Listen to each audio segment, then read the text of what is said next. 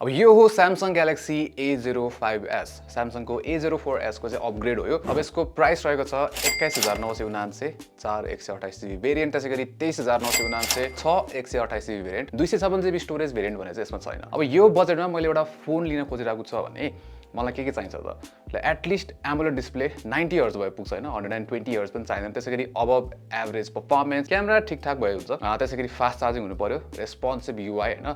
अब A05s ले चाहिँ यो सबै कुराहरू मेरो डिमान्ड मिट गर्छै गर्दैन, आउनुस् हेरौँ। फर्स्टमा एउटा कुरामा चाहिँ यसले फेल खाइसक्यो, त्यो हो यसको डिस्प्ले। सो यसमा चाहिँ हामीले पाउँछौँ PLS LCD डिस्प्ले, फुल HD प्लस 90 हर्ज डिस्प्ले नै हो हैन। अब अफ कोर्स एमोलेड जस्तो कलर्सहरू हुँदैन, भाइब्रेन्ट छैन, तर त्यही पनि हुन्छ नि, यो चाहिँ एभरेज डिस्प्ले हो, कलर्सहरू ठिकै छ, हल्का फिक्का जस्तो फिल हुन्छ हैन। अब मल्टिमिडियाको लागि ठिकै छ भने यसको ब्राइटनेस चाहिँ राम्रै छ, बाहिर घाममा चलाउँदाखेरि मलाई त्यस्तो केही प्रब्लम भएको छैन। तर यसको प्रब्लम चाहिँ रिफ्रेश रेटमा छ। सो यसमा चाहिँ के पाउँछौँ भन्दाखेरि हामी चाहिँ 90 हर्जको फिक्स्ड रिफ्रेश रेट पाउँछौँ। सो हुन्छ नि, हामीले 60 हर्जमा मात्र चलाउन मिल्ने अप्सन पनि छैन। अर्को भन्दा यसमा चाहिँ हुन्छ नि, स्मुथनेस त्यति चित्तबुद्ध लागेको छैन मलाई हैन। स्क्रलहरू गर्दाखेरि अलिकति त्यो घोस्टिङ जस्तो चाहिँ फिल हुन्छ यसमा है। सो त्यो भइहाल्यो। प्लस अलिकति हुन्छ नि, यसको रेस्पोन्स टाइम पनि हल्का लो छ। सो त्यही भएर डिस्प्ले भयो भने यसले चाहिँ फेल खाइसकेको छ हैन। र अर्को भनेको डिस्प्ले बेजल्स, अझै पनि वाटर ड्रप नच दिइरहेको छैन। अब स्यामसङलाई यो भन्दा महँगो फोनमै वाटर ड्रप नच दिन्छ, अब कति कम्प्लेन गर्नु है। त्यसैगरी मल्टिमिडियामै जाँदाखेरि चाहिँ यसको स्पिकर भने यसमा हामीले सिंगल स्पिकर पाउँछौँ र स्पिकरको क्वालिटी चित्तबुद्ध छैन, एभरेज नै छ। लाउडनेस पनि अलिकति नपुगे जस्तो फिल भइरहेको थियो हैन। सो डिस्प्लेमा चाहिँ यसले फेल खाइसक्यो। अब यसले क्यामेरामा चाहिँ कस्तो परफर्म गर्छ त? अब क्यामेरा चाहिँ यसमा पहाडीपट्टि ट्रिपल क्यामेरा सेटअप हो, 50 मेगापिक्सलको मेन सेन्सर र 2 मेगापिक्सलको चाहिँ म्याक्रो र डेप्थ सेन्सर। अब मेन क्यामेराको कुरा गर्ने हो भने चाहिँ मेन क्यामेरामा ओभरअल शार्पनेस, कलर्सहरू, त्यसैगरी एक्सपोजर पनि राम्रै छ। र हामीले चाहिँ यो रेन्जमा अलिकति राम्रो क्यामेराज भएको फोनहरू जस्तै Redmi Note 12 र Vivo Y27s सँग कम्पेयर गरेर हेरेको थियौँ हैन। Y27s सँग साइड बाइ साइड हेर्नु भने फोटोजहरू चाहिँ ओभरअल A05s को जुन शार्पनेस, त्यसैगरी कलर चाहिँ हामीलाई राम्रो लाग्यो है, बेटर लाग्यो। तर कुनै फोटोमा भने चाहिँ A05s ले अलिकति डार्कर एक्सपोजर चाहिँ निकालिरहेको थियो कि। सो त्यो चाहिँ अलिकति चित्त बुझेको थिएन। तर ओभरअल लुक भने ओभरअल फोटो चाहिँ Y27s भन्दा चाहिँ A05s को अलिकति बेटर छ। त्यसैगरी डे लाइटमा पनि हामीले Redmi Note 12 र Y27s सँग साइड बाइ साइड कम्पेयर गर्दाखेरि चाहिँ ओभरअल लुक र कलर शार्पनेस भने चाहिँ हामीलाई A05s कै बेटर लाग्यो। तर कुनै फोटोमा भने चाहिँ Redmi Note 12 पनि राम्रो परफर्म गर्छ। तर यसको क्यामेराले अलिकति लो लाइट फोटोजमा भने चाहिँ त्यति राम्रो परफर्म गर्दैन, अलिकति डार्कर खाले एक्सपोजर आउँछ है। अब त्यसैगरी यसमा चाहिँ अब हामीले जुन फ्रन्ट क्यामेरा छ त्यो चाहिँ यहाँनिर 13 मेगापिक्सलको फ्रन्ट क्यामेरा पाउँछौँ हैन। र ओभरअल राम्रो छ, फेस टोनहरू राम्रो छ, डिटेल्स पनि राम्रो निकाल्छ, प्लस HDR ले पनि राम्रो काम गर्छ। सो यसको selfie camera for the price चाहिँ इट इज गुड। अब भिडियो चाहिँ यसले 1080p 60 FPS सम्म खिच्न सक्छ मेन क्यामेराबाट हैन। र भिडियोको क्वालिटीमा चाहिँ के छ भन्दाखेरि शार्पनेस, कलर्सहरू ठिकै छ। कलर्स चाहिँ हाम्रो जुन फोटोजसँग चाहिँ म्याच खान सक्छ हैन, अलिकति स्याचुरेटेड छ।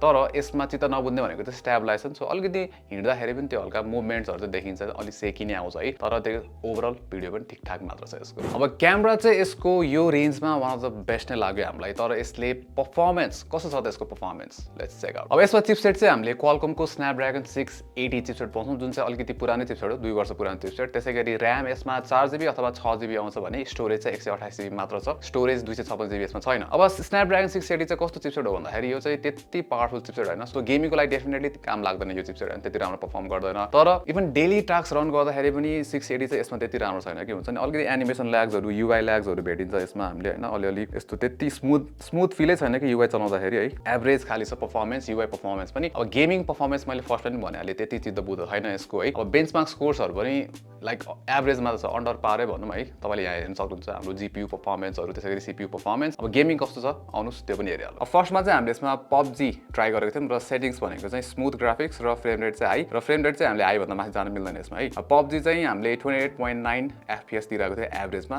फ्रेम ड्रप्सहरू चाहिँ छैन। त्यसैगरी गेन्सन इम्प्याक्ट चाहिँ हामीले लो ग्राफिक सेटिङ्स, त्यसैगरी फ्रेम लिमिट 60 मा टेस्ट गर्दा 31.4 एभरेज FPS पाइरहेको थियौँ र स्टडर्सहरू चाहिँ टन्नै हुन्छ है। त्यसैगरी ठुलो फ्रेम ड्रप्सहरू पनि छ यसमा। सो डेफिनेटली गेमिङ भन्ने त्यति राम्रो छैन। अब गेमिङ कम्पेरिजन गर्ने हो भने Redmi Note 12, Vivo Y27 र A05s चाहिँ उस्तै छ परफर्मेन्स गेमिङको लागि। तर Redmi Note 12 12 मा भने हामीले UI ल्याग चाहिँ भेट्दैनौँ हैन त्यसमा स्मुदर छ त्यसैगरी A05s को जस्तो चाहिँ छैन हैन राम्रो छ Redmi Note 12 मा त्यसैगरी Y27s मा पनि हल्का UI ल्याग चाहिँ भेटिन्छ प्लस गेमिङको लागि यसमा जाइरो पनि छैन सो परफर्मेन्समा भने चाहिँ यो एभरेज मात्र नै छ हैन अब कुरा गरौँ डिजाइनको सो डिजाइन चाहिँ यसको पहाडबाट हेर्दाखेरि राम्रै छ हैन Samsungले धेरै सो सबै फोनमा सेम डिजाइन दिन्छ अब यसमा त्यही हो प्लास्टिक ब्याक हो प्लास्टिक फ्रेम नै हो यसमा हैन सबै कुरा सेम नै पाउँछौं अब अगाडिबाट हेर्ने भने डेफिनेटली यसको डिजाइन मन पर्दैन वाटर ड्रप नच बेजल्सहरु पनि ठुलै छ एटलिस्ट अब आजकल त होल पन्च दिएको भए हुन्थ्यो तर Samsungले यो भन्दा महँगो फोनमा दिदैन के द्याट्स अ प्रब्लम त्यसैगरी अब यसमा चाहिँ हामीले यहाँनिर माइक्रो एसडी को लागि चाहिँ डेडिकेटेड कार्ड स्लट पनि दिएको छ सो त्यो चाहिँ राम्रो छ यसमा है त्यसैगरी अब तल्लोपट्टि स्पिकर भइहाल्यो type C port headphone jack छ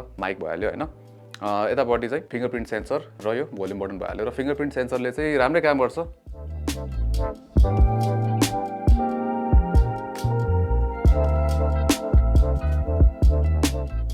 ब्याट्री चाहिँ यसमा ठिकै छ 5000 mAh को ब्याट्री हो त्यसैगरी फास्ट चार्जिङ 25 वाट सपोर्ट गर्छ र यसपालि चाहिँ Samsungले तपाईलाई 25 वाट को फास्ट चार्जर पनि दिइरहेको छ है बक्समा आउँदैन तर छुट्टै दिन्छ अब यो रेन्जमा हामीले 44 वाट सम्म भेट्छौं यो Y27s मा दिएको छ त्यसैगरी टेक्नो पोभाहरुमा छ 40 वाट जतिको है अब यसमा चाहिँ हामीले ब्याट्री लाइफ राम्रै छ 6 देखि 7 घण्टाको स्क्रिन अन टाइम मजाले पाउँछ त ब्याट्री लाइफमा खासै प्रब्लम भएन त्यसैगरी फुल चार्ज गर्न 0 to 100% लान चाहिँ त्यस्तै 1.5 घण्टा जस्तो चाहिँ लाग्छ यसलाई अब OS चाहिँ यसमा हामीले आउट अफ बक्स Android 13 पाउँछौं सो लेटेस्ट Android 14 मा आएको भए झन् राम्रो हुन्थ्यो One UI 5.1 कोर भर्जन हो त्यही भएर चाहिँ यसमा जुन हामीले One UI को अलिकति मेन अरु एक्स्ट्रा फिचर्सहरु हुन्छ त्यो चाहिँ पाउँदैन जस्तै Samsung को नक सेक्युरिटी र अर्को भनेको एज प्यानल यस्तो एडभान्स्ड फिचर्सहरु चाहिँ यसमा चाहिँ हुँदैन है अब राम्रो कुरा भनेको चाहिँ यसमा के छ भन्दाखेरि Samsungले चाहिँ यसमा चारवटा चाहिँ OS अपग्रेडहरु प्रमिस गरेको छ तर मैले परफर्मेन्समा भनिहाले UI स्मुथनेसमा भने चाहिँ यो त्यति चिद्ध बुद्ध हैन सो Samsung A05s ले चाहिँ मैले फर्स्टमा भनेको के क्याटेगोरी पुरा गर्न सके त वेल फर्स्टमा डिस्प्लेमा सकेन त्यसैगरी परफर्मेन्स पनि यसको चाहिँ बिलो एभरेज नै छ त्यति राम्रो छैन